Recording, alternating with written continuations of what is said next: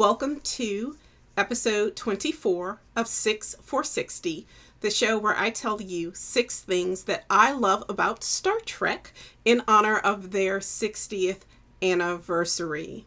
So, you know it was coming. You have to give fathers equal time since we did chat about moms, Star Trek moms, in May. So now it's June, and we're going to talk about dads for a minute. So, fathers in the Star Trek universe work just like the moms do. They are a convenient, plot device to help character growth or to establish, a background. So many people have daddy issues. Not the women, though. Very interesting that they avoided that trope for the most part. But there were a lot of guys with a lot of daddy issues. But we're going to dwell on the positive parts of fathers in Star Trek. And, from previous shows, TNG had an issue with families, don't know what, need to go give the writers a hug and a scoop of ice cream. I don't know why they hated on families. But I believe the shows, the TV shows, got more family friendly, especially with DS9, Voyager, Discovery, Lower Decks. Basically, every other show showed really positive, loving, wonderful father, mother, just parental relationships. And TNG is just what it is. So we're going to start with number 1, and these dads aren't in any particular order. But we're going to start with number 1, Worf, because even people who are not fans of Star Trek, or at least if they're fans of sci-fi in general, people are familiar with poor Worf. And it's been talked about ad nauseum. Not going to go into a lot of detail about it.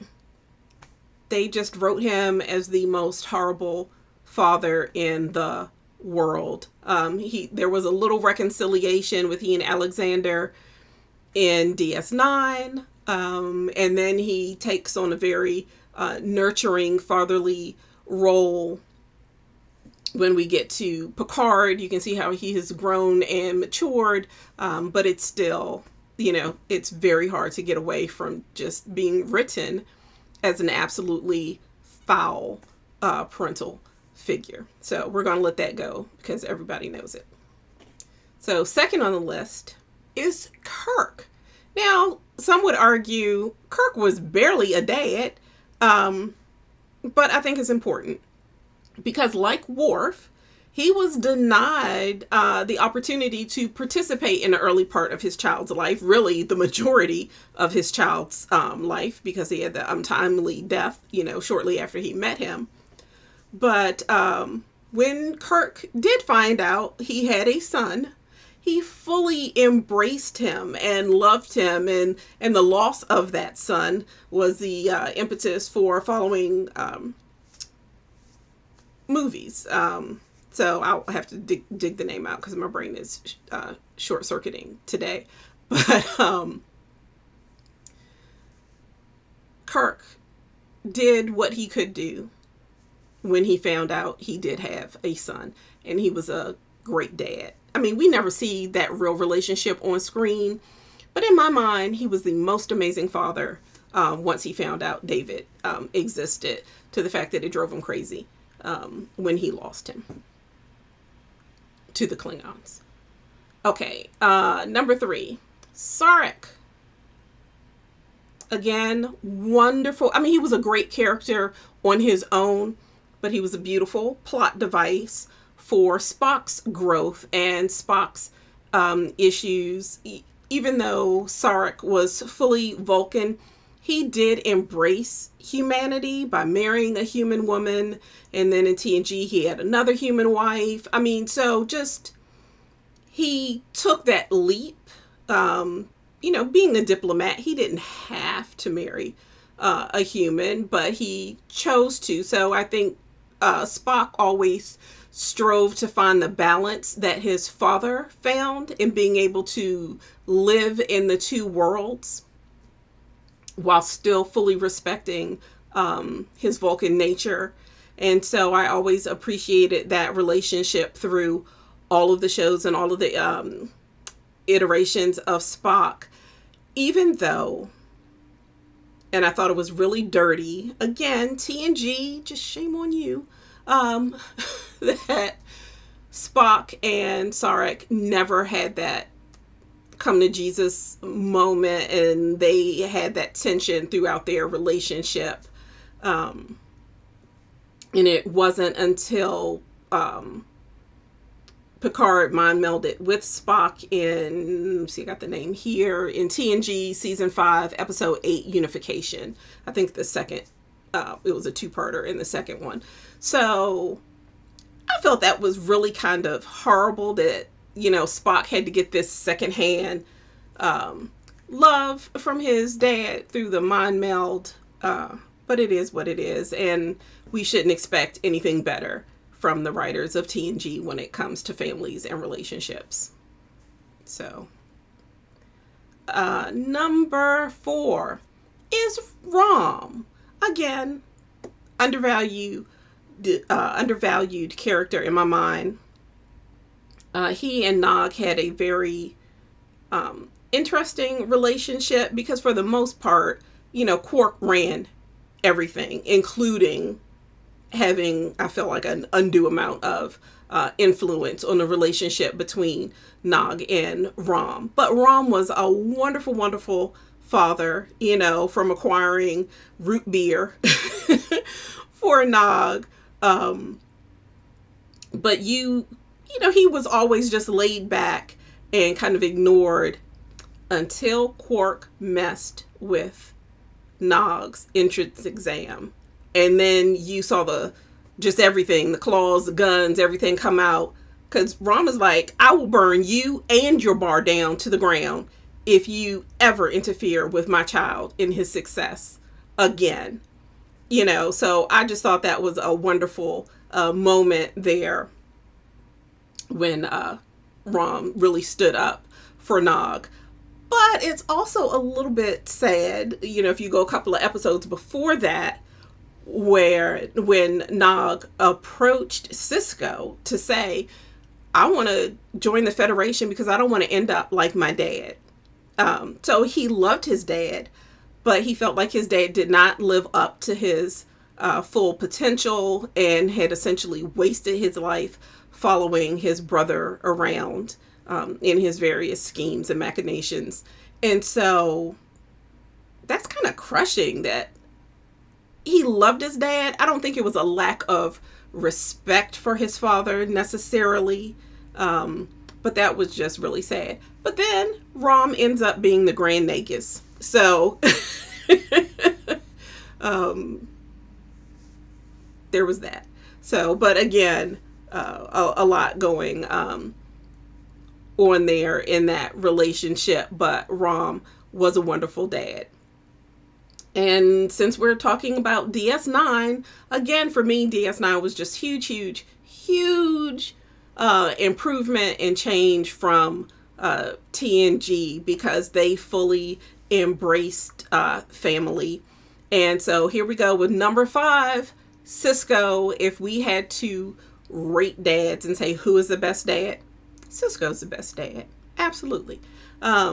So, you know, they start the show, I think it's in the first episode, Jake and Sisko having a little chat on the bridge, you know, with the water, and they talk about how, oh, this is a holodeck replication of a place we used to go often. So they established right from the beginning that Sisko was a loving and involved father. And then, you know, we have The Visitor, again, one of the most famous DS9 episodes where Jake gave up his entire life and everything he had achieved to try and go back and save his dad. So it just speaks to that beautiful relationship that they had. And also in The Visitor, the fact that Sisko was just like, no, let me go. I'll just float in the ether, in the nothingness for all eternity so that you can have the beautiful life that you deserve. So again, Cisco just top tier. I really, really love the fact that in much of their interactions, they were not afraid to show a physical relationship between father and son. They hug, and Cisco kisses the top of Jake's head and vice versa, and they're just very supportive and loving towards each other. So just again, Cisco, top tier, best dad. And also, even though he was the captain of the station, and he found out he was part prophet, he had all of these responsibilities. He's fighting a war. Well, some of the stuff happened before the war, but just he had a lot of responsibility, but he never neglected Jake and just doing basic dad stuff with him, like taking him on a field trip through the Gamma Quadrant to do his science project, and putting up with Nog, even though he really didn't think he was the best influence on him, he still worked with him because that was Jake's friend. And, he wanted him when he built the replica Bajoran light sail ship, and they went on that trip together, and he listened when he had girl troubles. He even accepted when he was dating a Dabo girl.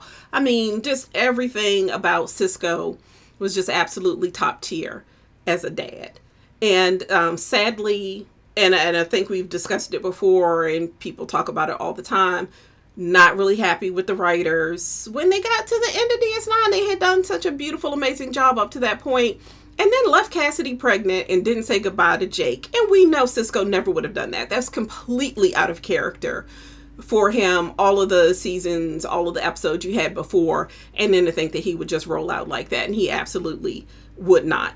So I don't remember what book series it is in, but Cisco comes back, and he is actually an involved father with the daughter he has with Cassidy, and he is involved in Jake's life. So yay, glad that they fixed what the writers messed up at the end of DS9.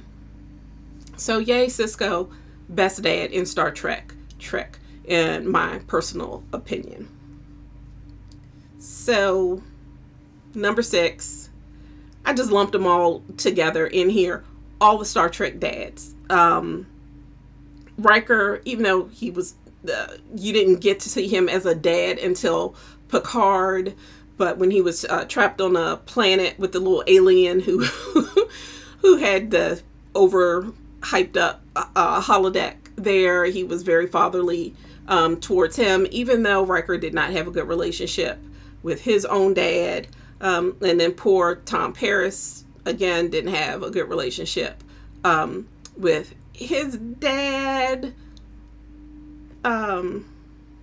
Yeah, we had a little bit of bleed over from TNG into Voyager with Tom and his dad, but you didn't see a lot of it. But they implied that it was a lot of his issue trying to live up to his father's expectations. And then we have poor Data and Lore. They, again, neither one of them really got from their father what they needed. But Data was an excellent father when he created his daughter. And so for the short time that she lived, he was a beautiful and supportive dad. And then we get Neelix. And Neelix didn't want to be a dad when Kes went through metamorphosis. But later on, he took amazing care of Naomi, Wilding, and the other kids who were on the ship. So overall, after we get past TNG, we have just amazing, wonderful examples of dads in the Star Trek universe, doing great things, standing up for their kids, being there for the everyday, and loving and leading in a beautiful way, except for a few. But for the most part, good job, dads in the Trek universe. I hope you celebrate your dads in the month of June. If you are a dad, I hope that you are indoctrinating your children with beautiful Star Trek thoughts. And let me know in the comments if I missed a dad, if I missed one that you think is really super great and deserves some recognition. Let me know what you think about the dads represented in TNG or anywhere else. You know, just give me a little feedback. Let me know how you feel about dads in the Star Trek universe. Also, throw out if you'd like for me to talk about a particular topic that we haven't hit on yet. We still got half a year to go. But I'm having a great time. I hope you're having a great time sharing with me as well. And you know what you need to do, dear friends. Live long and prosper.